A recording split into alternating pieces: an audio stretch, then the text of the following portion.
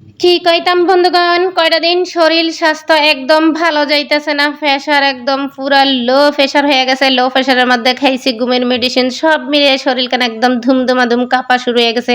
আসসালামু আলাইকুম ভালোবাসার বন্ধু বান্ধবীগণ, লেনদেন সবাই কিরম আছেন?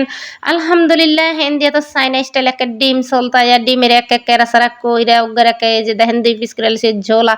যাই হোক, গাছ থেকে আবার কিন্তু টাটকা টাটকা গাছের কাঁঠাল, কিন্তু এই বাড়ি সেই বাড়ি পুরান বাড়ি কাঁঠালের অভাব নাই। ২টা কাঁঠাল এনে দিয়ে গাছে কাইটা থুইছে। এরপরে যেটা হইছে, গাছ থেকে ঠুস ঠাস করে কিন্তু এই যে ডাব পড়িয়া গেছে। ডাব ফড়নেরও কারণ আছে, কয়দিন আগে মামু এ গাছ বাচ্চা গেছে আর পিঁড়ির মধ্যে ইচ্ছা মতো বানাইয়া থিয়া গেছে, আর ডাবগুন সব পড়তে আছে।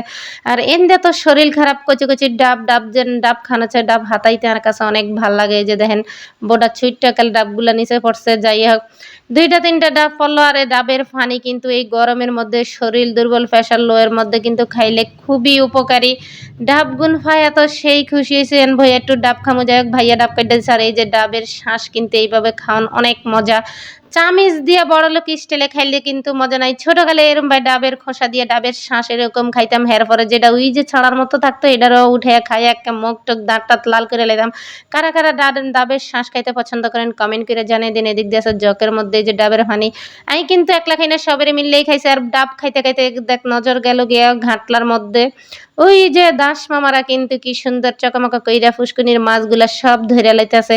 একটু ঝম করে দেখাইলাম, যদিও দাস দোষের সামনে যাই না আমরা। আবার মাছ যারা ধরে করে দাসকে এনারা কি কোন কমেন্ট করে জানিয়ে দিয়েন।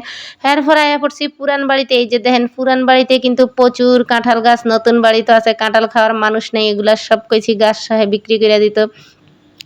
কাঁঠাল খাই ২-১ কোষ, আম হইলে কিন্তু কোনো কথা নাই। এইবার যেটা করবো, গ্রাম্য মাইয়ার জীবনের সর্বপ্রথম আইড্ডা কালা গাছ কাটতে আসি। প্রথমে যেটা করতে হইব, রশিটারে টুস করে কাটতে দিতে হইব। এরপরে গাড়ের শরীরের শক্তি দিয়ে কূপ দিতে হইব। বাইরে ভাই আর মনে হয় শক্তি কালা গাছে লাগে না। যাই হোক, আইড্ডা কালা তো হাইক্কা গাছের মধ্যে লাল হয়ে রয়েছে, দেখে আইছি কাটতে। বিল্লাহ যে নিজের শখ যাক যে নিজ হাতে গাছ কাটবো। রে আল্লাহ, গাছ কাটার লগে পুরা বাড়ির মানুষ দিছে চিল্লানি।